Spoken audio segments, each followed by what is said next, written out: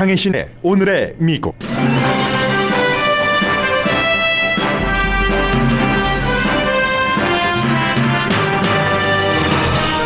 땅은 자연의 폭염으로 끓고 있고 인간은 잠재 관광객으로 하늘을 방문했습니다. 캘리포니아를 포함한 미국 서부는 세계 최고 기온 기록을 세웠고 오늘도 폭염 비상사태입니다. 영국의 리처드 브랜슨 경은 우주인가 아닌가 논란이 있는 지점까지 관광 사업을 목적으로 한 비행에 성공했습니다. 미국인 2명이 브랜슨 경을 쫓고 있고 이들 3사람의 공통적인 목적은 우주 사업이지만 디테일에는 차이가 있습니다. 이스라엘이 세계 최초로 3번째 파이저 바이오엔텍 백신 접종을 시작했습니다. 미국 보건당국은 아직은 3차 접종의 때가 아니라고 밝혔습니다. 자넷 옐런 재무장관은 세계적으로 빠른 백신 배포를 해야만 경기 성장을 유지할 수 있다고 밝히고 세계 최저 법인세는 상당히 긍정적이라고 진단했습니다. 보수 공화당 정치행동위원회가 연례 모임에서 모의 투표를 했습니다. 98%의 참석자가 트럼프 전 대통령을 지지했고 그가 대선에 출마하면 그에게 투표하겠다는 사람이 70%였습니다. 중국과 미국이 남중국해를 놓고 노골적인 대립을 합니다. 미국은 중국의 남중국해 소유권 주장을 인정하지 않았고 중국은 미국 함대는 인근에서 철수하라고 주장합니다. IT 대통령 암살 배우가 IT 대통령 자리를 차지하려던 플로리다주 의사라고 IT 수사 당국이 밝혔습니다. 미국은 IT에 미군 파병을 검토 중입니다.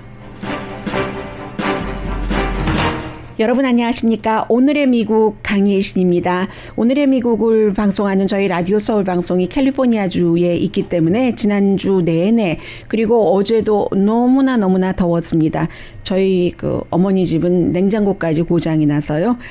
냉장고를 다시 드리는 그런 일도 있었는데 지난 주말에는 땅과 하늘의 뉴스가 탑 뉴스였습니다. 특히 이제 하늘의 뉴스의 경우에는 굉장히 우리가 살고 있는 오늘의 미국을 듣고 계신 여러분과 제가 살아생전에 가능한 것인가, 이 가능하다는 것은 억만장자를 대상으로 한 것뿐만이 아니라 그냥 보통 시민을 대상으로 가능한 것인가, 우주여행 같은 것이요. 그런 미래를 보여주는 것이기 때문에 굉장히 중요했는데 주말이었기 때문에 뉴스를 놓치신 분들이 많으실 것 같아서 오늘 먼저 이 2가지를 전해드립니다. 캘리포니아주 일부 지역은 지금도 비상사태 선포됐습니다.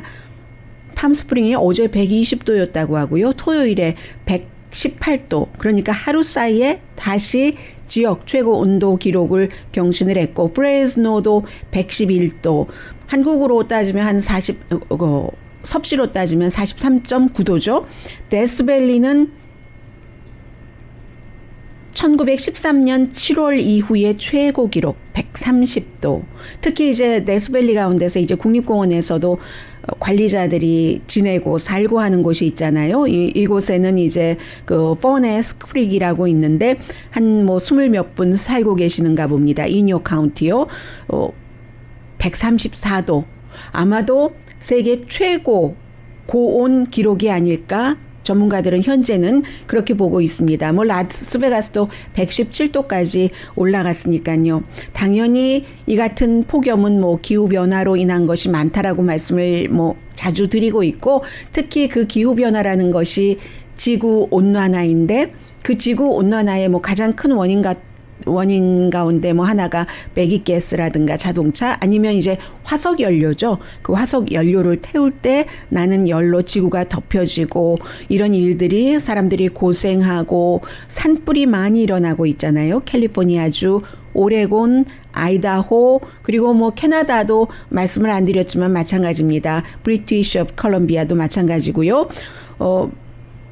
온통 정말로 캘리포니아주의 중부 같은 경우는 프레스노의 경우는 농장에서 일하시는 분들은 일주일에 닷새만 농장이 잡초들도 나오고 그 뒤에는 이틀은 쉬고 하는 게 아니기 때문에 일주일 내내 일을 해야지 되는데 굉장히 어려운 환경, 치명적인 고온에서 지금 일하고 계시는데 오늘은 그래도 조금 낮아졌다고 하는데 지금 여러 지역에서 이 같은 기후에 관한 비상사태 선포됐습니다.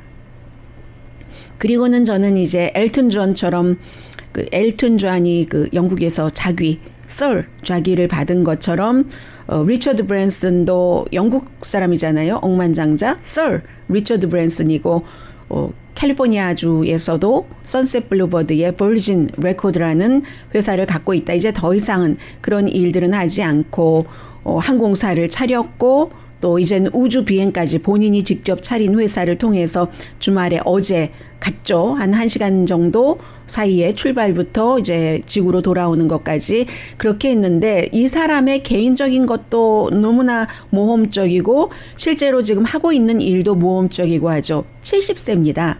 70세의 리처드 브랜슨 경이 처음에 이제 그 달나라의 달에 달 문에 딱 그 우주인이 미국 우주인이 발을 딱 이렇게 놓는 것을 보고 그때는 어렸을 것 아니겠어요? 나도 언젠가는 저렇게 돼버리라 라고 생각을 하고 있었다는 거죠. 이분은 고등학교를 졸업하기 전에 뭐 트럭에다가 레코드 같은 것을 실어서 팔고 다니면서 버진 레코드가 버진 에어라인이 됐고 이번에 이제 다시 우주로까지 가게 된 건데 그분이 달나라까지는 아니었지만 이 지구인가 우주인가 하는 그 궤도도 약간 그 논란은 있어요. 그렇지만 어쨌든 적어도 몇 분 무중력 상태에서 막 물에서 헤엄치듯이 하면서 사람들에게 어떠한 그곳에서 말도 뭐 몇십 초 했었고요. 세상이 어떻게 바뀔 수 있는가 하는 것을 주말에 보여준 겁니다. 이 리처드 브랜슨과 2명의 자신의 그 회사 직원이요. 그리고 또 우주인 출신 조종사도 있었고 해서 원래는 뭐 거대한 그 비행기가 바로 리처드 브랜슨이 타고 있는 우주선을 싣고 어디까지 가서 거기서 딱 놓았고 바로 이 리처드 브랜슨이 타고 있는 그 우주 비행기가 그때부터는 자력으로 엔진을 가동해서 막 올라갔고 그게 이제 뭐 한 지구 표면에서부터 50마일 정도 된다는 거잖아요. 그 50마일이 아니라 보통 그 비행 전문가들은 62마일을 지구를 완전히 벗어난 것으로 본답니다. 12마일 차이는 있지만 어쨌든 그래서 그 5만 피트 그 상공에서 다시 이제 그 지구로 돌아왔는데 유니티라는 이 우주선 비행기를 만들어서 본인이 이제 타고 갔다가 온 겁니다.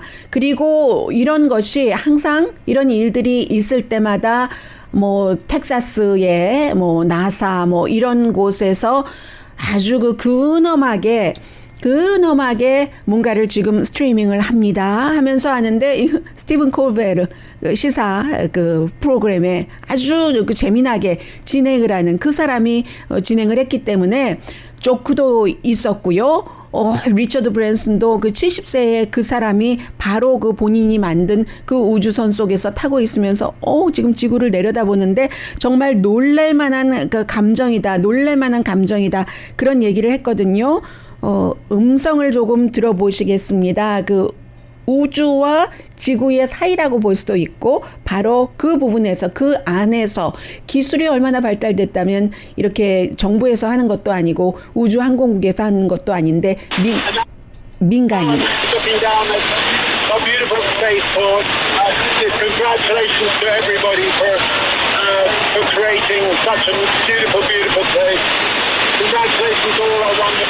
뷰티풀하다면서 본인이 모든 사람 같이 축하하자라고 얘기를 하죠. 여기까지 오는 데는 정말로 이 모험적인 브랜슨이니까 이렇게 빨리 왔을지도 모릅니다. 돈 한 푼 없이 일을 시작했었던 사람이잖아요. 레코드를 트럭에다가 넣고 다니면서 팔았던 사람인데 핫에어 풍선 사고로 사람이 숨졌던 적이 있습니다. 2007년도에 3명의 계약자가 테스트 중 폭발로 사망했고 2014년도에 조종사가 사망했고요. 왜냐하면 그 우주 비행기가 비행 도중에 공중에서 이제 부서졌죠. 반으로 갈라지고 말았기 때문에. 그리고 2018년도가 돼서야 성공적으로 우주에 다다랐고 그래서 2019년도에 아주 그 기억에 남는 그 여성 우주인이요. 그 벤 모스의 사진, 입을 정말 벌리고 그 안에서 비행기 안에서 우리 지구를 내려다보는 그게 굉장히 그 유명한 사진이었는데 이번에 리처드 브랜슨이 가기 전에 한 번 더 테스트를 하려고 했답니다. 그런데 이 리처드 브랜슨이 미국의 억만장자 아마존의 이제 CEO 자리는 내려놨죠. 이 아마존을 창업한 제프 베조스보다 먼저 가려고 베조스가 7월 20일로 예정이 돼 있기 때문에 그래서 한번 테스트를 스킵하고 갔다는 겁니다. 그럼 이게 민간인이 우주에 가는데 성공한 것인가? 이건 말씀드린 것처럼 지구 표면에서 그 위에서 50마일 이후로 보느냐, 62마일 이후로 우주의 궤도에 들어갔다고 보느냐에 따라서 다르지만 국제우주비행사협회는 그리고 대부분의 우주인은 62마일로 봅니다. 100km. 그 지구 궤도에서의 그만큼 상공으로 보는 거죠. 그게 이제 카말 라인이라고 하는 그런 것 하는 것이고 여기까지 일단 우주 비행에 성공했다. 우주와 그 지구 사이의 비행에 성공했다라고 볼 수 있고 7월 20일에는 이 사람은 관광을 목적으로 하는 것이었어요. 리처드 브랜슨은. 그리고 7월 20일에 제프 베조스의 블루 오리진은 이 50마일보다 더 높이 올라가거든요. 그런데 제프 베조스는 물론 그 우주 사업이기는 하지만 우주 관광이 목표는 아닙니다. 이 브랜슨 경처럼 해서 더 큰 그 이번에도 라켓이었는데 라켓 같은 것을 만들어서 그 라켓 엔진을 누군가에게 판다던가 이렇게 우주 관광을 하는 회사에게 그리고 이제 여러 가지 관광이 아닌 다른 사업을 하겠다는 것이 제프 베조스입니다. 또 한 사람이 있잖아요. 테슬라의 일론 머스크도 미국 사람. 일론 머스크도 이제 다음 달에 그 스페이스 X에 그 본인의 그 스페이스 X에 탄다고 하는데 일론 머스크는요. 이 리처드 브랜슨이 뉴멕시코주의 자신의 그 비행기 주차장이잖아요. 말하자면 거기서 출발을 했는데 그때 뉴멕시코 거기 가서 같이 사진도 찍고 했거든요. 이 일론 머스크도 이 리처드 브랜슨의 바로 그 우주 관광 여행에 나 손님이 되고 싶다 하면서 웨이팅 리스트에도 올려놨다고 하는데 일론 머스크도 스페이스 X를 개발을 하지만 이것도 우주 관광이 목표는 아닙니다.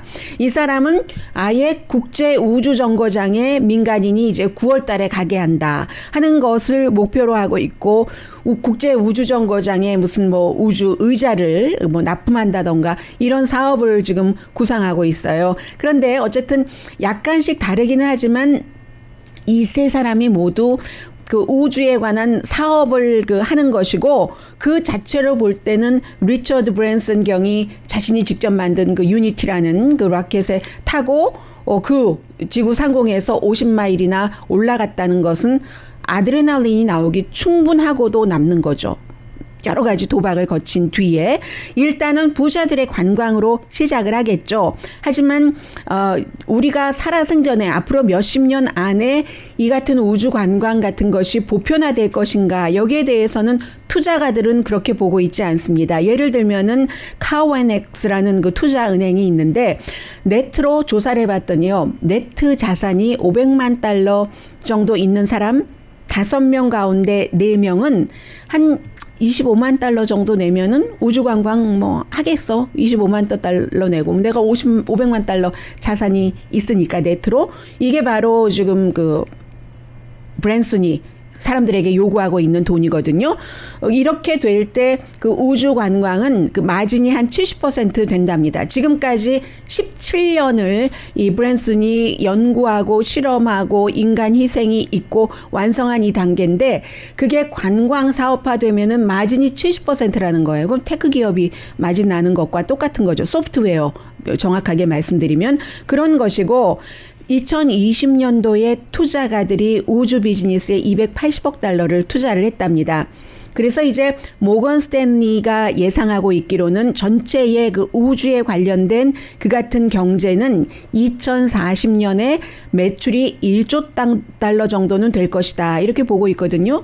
그런데 전반적으로는 이코노미스트가 이번이 이제 그 브랜든 그 경이 영국 사람이기도 하고 하니까 이 내용을 미국의 다른 매체보다는 조금 더 이제 전문적으로 우주 사업과 연관을 해서 보도를 했는데 한마디로 결론을 내자면 앞으로 10년 내지 20년 안에는 우주 관광이 활발하지는 못할 것으로 전망을 했습니다. 새로운 테크놀로지 자꾸만 나오고 그러면 비용도 절감되고 하는 것이 도움이 되기는 하겠지만 일단 처음이라는 얘기잖아요. 연간 매출을 2030년에 18억 달러에서 한 13억 달러 정도 될 것이다. 이렇게 예상을 하고 있습니다. 그러면 이 정도의 매출이 지금 브랜슨이 하고 있는 또 다른 그 버진 그 애틀란틱 에어라인 항공사의 코비드 이전의 매출의 반보다도 조금 작거든요. 우주를 관광 간다 하면 관광객들이 좋아하는 그 코스들을 개발을 해야지 되는데 이게 아직까지는 미국에서도 의회에서 연구 단계이기 때문에 뭐 많은 규제를 하지는 않아요. 연구하는 시작이니까. 그러니까 연구가 끝나고 나면은 보통 사람이 거기에 타고 갔다 왔다 할 때는 자동차를 타고 사람들이 움직이는 것처럼 사람들의 안전을 위해서 정부에서도 규제를 많이 하게 되겠죠. 그 같은 장애가 있다고 얘기를 하고 있고요. 해서 투자가들이 스타트업 많거든요. 우주관광 스타트업이 뭐 로켓 플레인이라든가 뭐 아마디오라든가 뭐 에어로스페이스 뭐 기타 등등 많은 그런 회사들이 있는데 불확실성 때문에 그렇게 활발하게 더 많이 투자를 하기도 힘들고 무엇보다 가장 불확실한 것은 안전성이라는 거죠. 지금 버진도 여기까지 올 때는 17년이 걸렸다고 그 브랜슨 경이 얘기를 했잖아요. 그만큼 그리고 우리가 모든 역사를 볼 때 우주인들이 훈련을 받고 완전한 장비로 또다시 테스트를 거쳐서 갔는데도 재난이라는 것이 있기 때문에 초기 단계에는 당연히 우주 관광도 재난이 있고 그렇게 되는 경우는 일보 전진하다가 정말 몇 년 또 후퇴해서 아무것도 못하고 이렇게 되기까지는 사고가 없어도 마찬가지고요.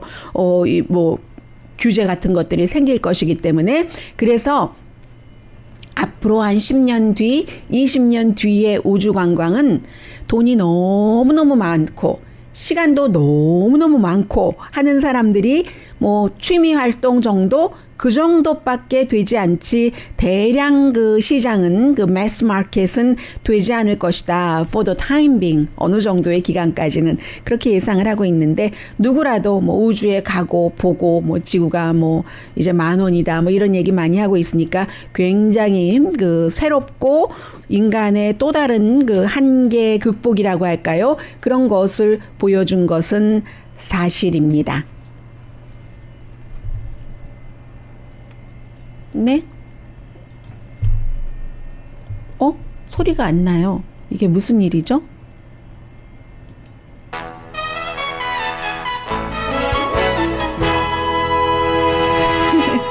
네, 우주 말씀을 드리다가 소리가 안 나니까 왜 안 나겠어요. 기계는 대체적으로 사람보다 솔직하고 입력된 대로 한 것 같아요. 제가 저의 의식 속에는 분명히 맞게 눌렀다고 생각됐는데 다른 단추를 누른 것이죠. 어쨌든 그 인간이 또 기계 자체도 오차 없이 만들어내도 작동을 해야지 되니까 이번에 그 리처드 브랜슨 경이 우주로 가는 자신이 개발한 그 비행기를 타고 갈 때도 1시간 이상 지연되던데요. 아무튼 좀 새로운 세상이기는 합니다. 그리고 잠시 뒤에는 코로나 바이러스도 우리가 항상 워치해야지 되고 미국과 중국과의 관계, 트럼프 전 대통령에 관한 공화당의 그 사랑하는 마음 지난 주말에도 아주 열렬하게 보여졌거든요. 잠시 뒤에 전해드립니다.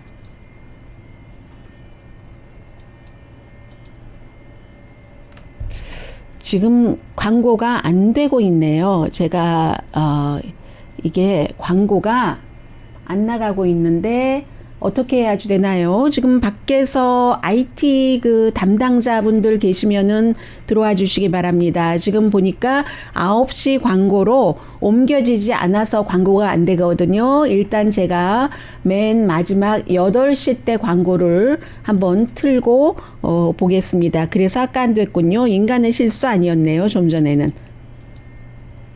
전혀 지금 움직이지 않습니다. 전혀 움직이지 않으면 이런 때는 어떻게 해야지 되죠?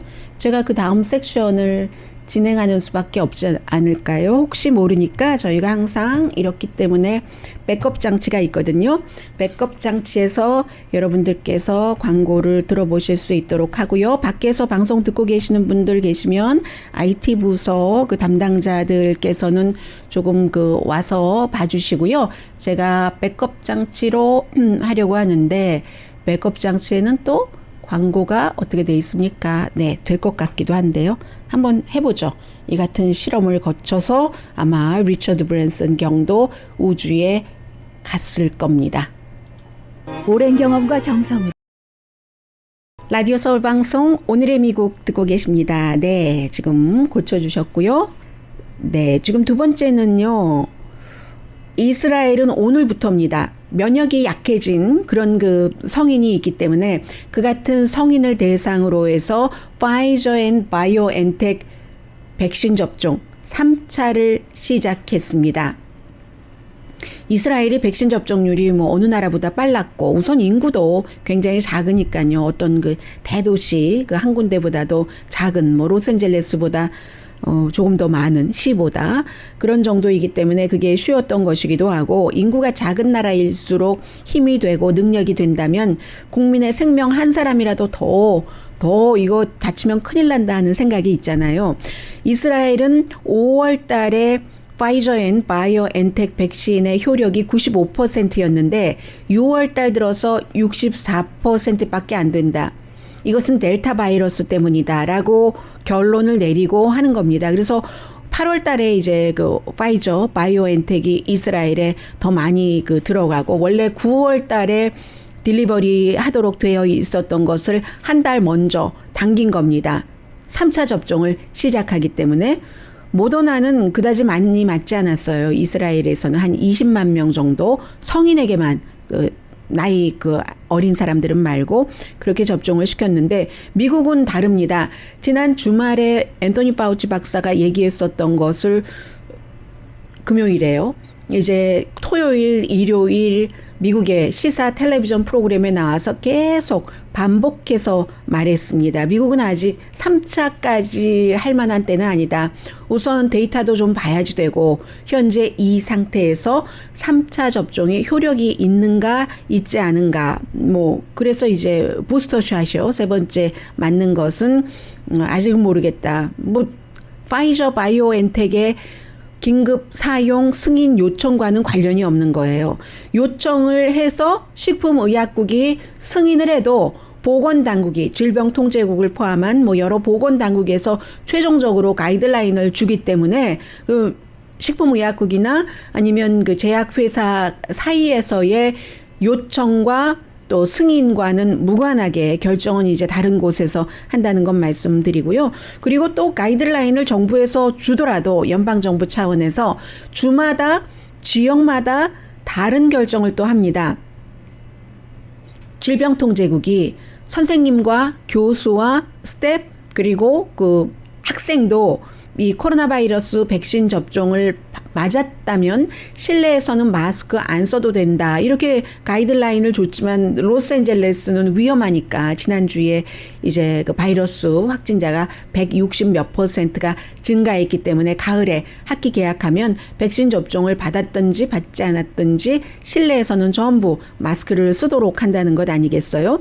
그래서 개인이 할 수 있는 것은 요즘은 테스트도 자주 하죠. 사람들이 감기 증상인가? 뭐 이렇게 좀 열난다고 하고 그럴 때 뭐 목도 조금 아픈 것 같기도 하고 원래 감기 독감에도 목도 아프고 하잖아요. 쓰리고 따갑고 그럴 때 테스트를 먼저 해보고 아프면은 학교도 가지 말고 직장에도 나가지 말아라. 그리고 지금 똑같은 얘기를 또 합니다.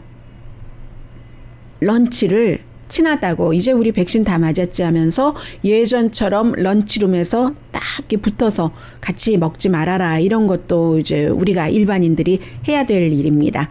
그래서 바이러스에 대해서는 완전히 이제는 괜찮다라고 하는 날이 올지는 모르겠습니다만 아직은 그때보다도 더 조금 긴장을 해야지 되는 지금 그 형편이고요. 바이든 행정부가 중국의 주장을 거부했다. 라는 헤드라인이 있습니다. 어떤 주장이냐면 남중국해를 중국이 뭐 우리 해역이다, 수역이다 라고 주장을 하잖아요. 그랬더니 앤서니 블랭켄 국무장관이 아주 그 공식적인 성명을 발표를 했습니다. 국제사회가 필리핀 정부가 제일 먼저 이제 뭐 고소하고 했죠. 국제사회, 국제재판소, 헤이그. 그래서 5년 전에 나온 그 판결이 2016년도였는데 그때가 이것은 지역에서 서로 이렇게 협의를 해서 평화적으로 문제를 해결을 하는데 꼭 지역이라기보다는 오히려 그 유엔이 지지하는 중재에 따라서 이웃 나라들끼리 평화적으로 해결을 해야지 된다. 중국과 이웃 나라 사이의 해상 분쟁은 그렇게 된 거잖아요. 지금 뭐 이게 뭐 필리핀 한 나라와만 그런 게 아니라 브루나이, 인도네시아, 말레이시아, 필리핀 그리고 또 한 군데 어디 있죠? 베트남 이런 나라에서 한 것 이렇게 됐거든요. 2016년도에 그랬기 때문에 당시 오바마 시대에는 헤이그 재판소에서 금방 그 재판 결과가 나왔기 때문에 그렇게 그 정도로 그 국제적인 법에 따라서 해야지 된다라고 얘기를 했고 그리고 그 뒤에 트럼프 전 대통령이 들어와서는 남중국해 중국 거 아니지라고 이 오바마 때보다는 더 강하게 했습니다. 오바마 때 비난을 많이 받았어요. 아무리 국제 그 재판소에서 그렇게 판결을 냈어도 저 중국 거 아니잖아. 지금 이웃 나라에서 저기 저 수역에서 얼마나 오랜 동안 뭐 어업을 해왔는데 그게 이제 와서 중국이 왜 저러는 거야? 이렇게 얘기를 하면서 오바마 행정부의 조치를 비난했었던 소리가 굉장히 높은데 그렇다고 트럼프 전 대통령이 들어와서 중국 수역 해역 아니지라고 해서 특별하게 뭐 더 다른 영향을 미친 건 또 사실 없거든요. 그리고 이번에 바이든 행정부도 트럼프 행정부가 했던 것과 똑같이 중국 것 아니지. 이건 아니야. 뭐 필리핀이 그 지역에서 얼마나 오랜 동안 어업을 해왔는데 이렇게 밝혔습니다. 그랬더니 당장 중국이 뭐라고 얘기를 하냐면 미국 전함이 불법으로 중국 영해에 머물고 있다. 지금 그쪽에 계속 이제 그 사우스 차이나시 중국이 말하는 그곳에서 중국이 야금야금 뭔가를 넓혀가고 있고 뭐 군사기지화 이런 것을 하고 있으니까 미국도 함대를 딱 그 이웃 나라들 뭐 동맹국들 하면서 그곳에 가져다 놓으니까 당장 치워라. 이게 지금 중국의 입장이거든요. 해서 조금 더 긴장이 높아지는데 그 바이든 대통령이 중국과 완전히 긴장이 높아져서 무슨 뭐 일촉즉발의 위기 이렇게는 가지 않을 겁니다. 해야지 되는 일이 같이 너무 많기 때문에 기후변화 등등. 그리고 트럼프 전 대통령도 말은 그렇게 했어도 하나도 뭐 이루어진 건 없거든요. 그렇게 말을 해놓고 행동이 되지 않는 것이 오히려 그 상대에게는 아예 말뿐이야. 미국도 대통령 바뀌면 별것 아니네. 또 말한 것도 지키지도 않아. 이렇게 미국을 약화시킬 수 있는 것으로도 보이고 그리고 지금 국제 이슈에 있어서 바이든 행정부는 글쎄요. 반 조금 못되게 그 정도는 트럼프 전 행정부가 했었던 것과 똑같이 가고 나머지는 바이든 대통령의 그 바이든의 길로 가고 있는 그런 모습입니다. 지난해 또 역시 주말에 항상 이 같은 큰 이벤트가 있기 때문에 플로리다주에서 CPEC 그 연례 회의가 열렸잖아요. 정확하게는 이제 Conservative Political Action Conference 해서 이제 보수 정치 행동위원회 CPAC 약자로 했을 때 정말 며칠 동안 이게 뉴스였어요. 표면적으로는 딱 그 입구에 트럼프 그 금 동상이 세워져서 트럼프 전 대통령 지지자들이 거기에 와서 그 금 동상 마치 어떤 동상을 섬기는 것처럼 더군다나 이제 보수의 사람들이 기독교를 믿는 사람들이 많은데 그 뭐지?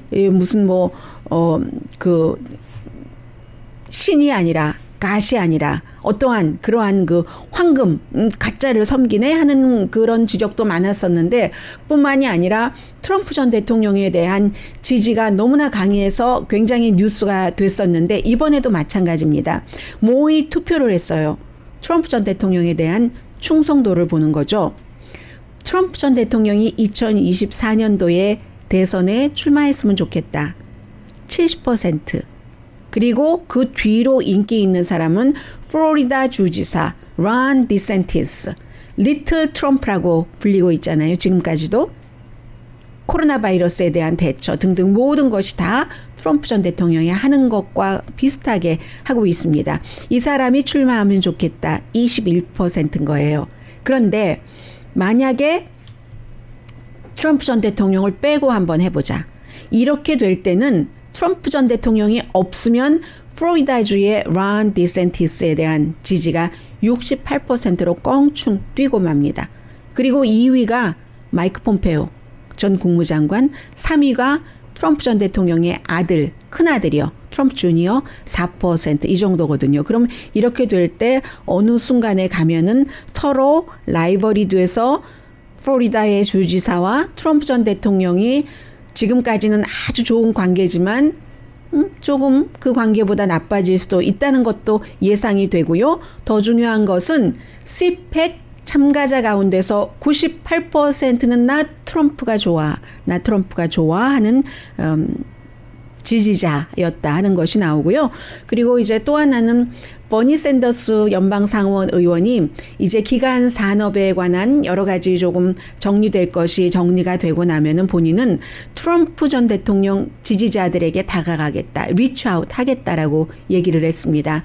공화당 엘리트들이 다분히 트럼프 전 대통령을 지지하는 백인 그런 그 지지자들이 원하는 것이라던가 고통받고 있는 것에 다가가지 않는 부분이 많이 있기 때문에 내가 우선 나서겠다 이런 얘기를 많이 했습니다. 살기 어려운 백인 그 워킹 클래스들을 이해하지도 못했고 뭔가를 많이 해주지 못했다는 그런 얘기입니다.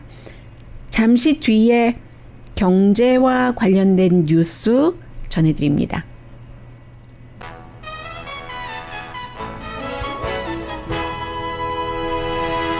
라디오 서울 방송 오늘의 미국 듣고 계십니다. 잠깐 규격적인 뉴스 전하고 그 뒤에 생활 뉴스로 이어집니다. 자넷 옐런 재무장관이 지금 그 이태리에서 베니스에서 20개국 G20 뭐 한국도 포함되는 거죠. 재무장관들과 회의를 하고 있는데 세계적으로 백신 배포를 빨리 하지 않으면 경제 성장에 어려움을 겪는다 이런 얘기를 했고요.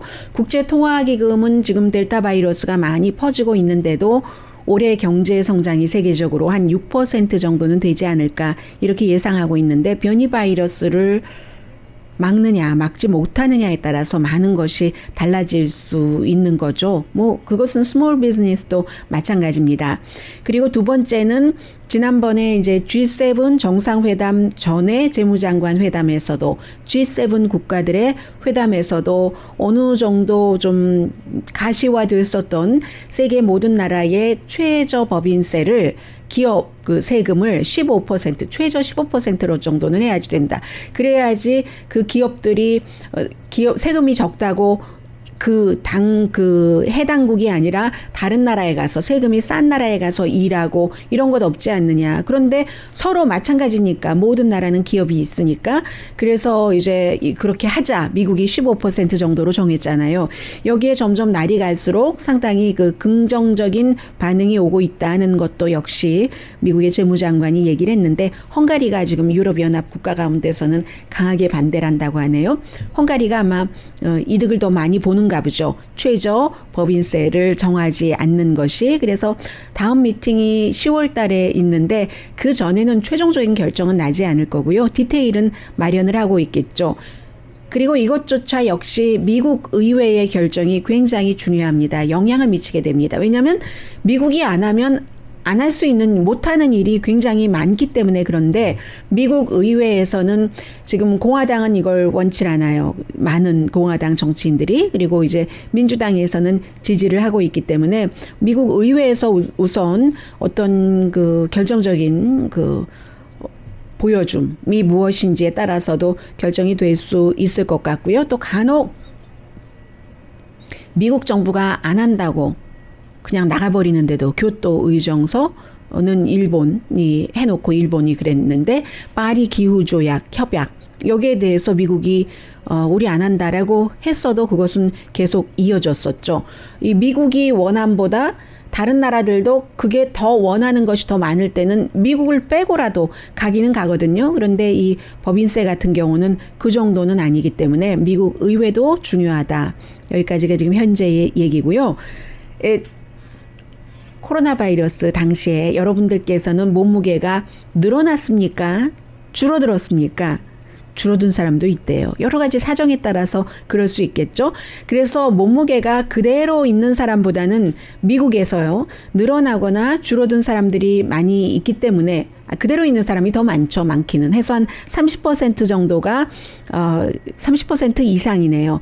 여성의 40%와 남성의 30%가 코로나 바이러스 이전에 입었던 옷이 맞지 않는답니다. 작거나 크거나. 그럼 옷을 만드는 회사라든가 진열하는 그런 그 스토어라든가 이 사이즈 자체를 재조정, 리사이징을 해야지 된다는 얘기가 되잖아요. 여러 가지로. 그래서 리바우스래요. 리비, 스트라우스, 리바이스 그 진 같은 경우는 1년 전보다 지난 분기에 보니까 1사분기가 되겠죠. 매출이 156%가 늘어났습니다. 크던지 작던지 진이 안 맞아서 못 입는 거예요. 요즘엔 더군다나 이렇게 편안한 진을 너무 좋아하는데 사이즈 변화 현상이 진을 만드는 리비 스트라우스 회사가 이 매출이 156%나 1년 전에 비해서 늘어난 것의 주요 원인이라는 것이거든요.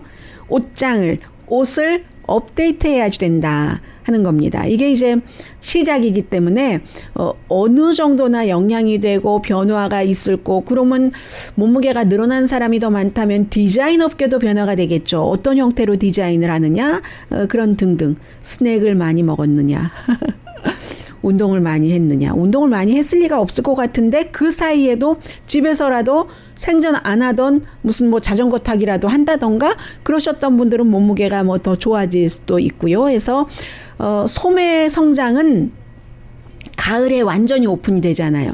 학교가 완전히 오픈되면 아이들 때문에 직장을 뭐 풀타임으로 일을 못 하셨다던가 조금 휴직을 하셨다던가 하신 분들도 일을 다시 시작을 할 때가 되고 그때가 되면은 소비가 늘어나겠죠. 그런데 최근에 늘어난 그만큼은 늘어나지 않을 것이다. 그런데 옷의 경우는 좀 두고 보자 하는 그런 케이스가 있고요. 잠시 뒤에 IT 그 속보 조금 전해드리겠습니다.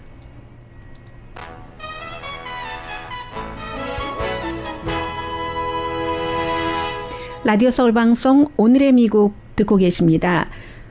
IT 대통령 암살은 쿠바에서 의사로 일하면서 뭐 유튜브 같은데 그동안 뭐 쿠바의 정부를 비난하는 그런 내용들을 많이 올렸는가 봅니다. 63살의 크리스찬 임마누엘 산논 이 사람이 체포가 됐는데 배후인이라는 거죠. 그 주모자라는 거죠. 이 사람이 그 IT계 미국 사람 플로리다주에 두 사람도 고용을 하고 콜롬비아 사람들도 고용을 해서 쿠바 대통령을 내쫓고 살해하고 살해 내지는 내쫓고 본인이 그 자리에 들어서려고 했다. 지금 이 사람에 대해서 많이 알려진 건 없지만 어쨌든 6월 달에 전세 비행기를 타고 IT에 입국을 했답니다. 그래서 지금 조사를 하고 있는데 이 IT 수사 당국의 결과 현재까지의 수사 결과를 보면은 조금 또 꼬여가는 게 있어요. 지금 IT에서 20명을 체포를 했다고 발표를 했는데 그 체포된 사람의 사살된 사람의 시스터가 내 브라더는 그런 일에 개입하지 않았다. 말하자면 청부살인이잖아요. 용병 내지는 청부살인이라고 볼 수 있는데 내 브라더는 그런 일에 개입되지 않았다라고 얘기를 했기 때문에 특수경비대에서 은퇴한 사람이거든요. 사살당한 사람이 그 정도 되고 그리고 국방부가 지금 IT에서 미국에 미군을 보내달라. 우리 정말 무정부 사태다라고 요청을 했기 때문에 검토를 하고 있습니다. UN 평화유지군도 가겠죠. 그리고 이제 미국에서 수사팀도 보내달라 하고 요청을 받았기 때문에 연방수사국 또 국토안보부 소속의 담당자들을 보내겠죠. 백신과 함께 갈 겁니다. 이번 주에 백신 아직까지 IT에서 백신 접종 받은 사람이 한 사람도 없었어요. 그리고 플로리다주에서 입원해 있는 그 숨진 사살된 IT 대통령의 와이프는 정치적인 적이 이런 일을 꾸민 것이다. 이렇게 얘기를 하고 있고요. 쿠바에 대해서도 그 바이든 대통령 들어와서 지금 남쪽에서 그 미국 남쪽에서 많은 미군을 요청을 하는 이런 일들이 있거든요. 쿠바에서 사람들이 더 이상은 못 살겠다. 배고프고 약도 없고 전기도 없고 모든 것이 다 모자란다 하면서 정부 선거당 공산주의의 종말 이런 것들을 요구하는 시위가 정말로 대규모로 일어났습니다. 지난 주말에 공산주의의 종말 이렇게 얘기를 했거든요. 그러자 오늘 아침 바이든 대통령이 우리는 쿠바 국민을 지지합니다. 스탠바이 쿠바 국민. 지금 공산주의 못 살겠다 하는 것을 지지한다는 얘기잖아요. 미국에서 또 어떤 조치를 취하겠죠. 쿠바에 대해서도. 6개월 만에 의사당에 딱 쳐져 있던 그 벽이 사라지고 사람들이 산뜻하게 벽이 막지 않는 그런 바람의 냄새까지 맡는 시절이 왔습니다. 강혜신이었습니다.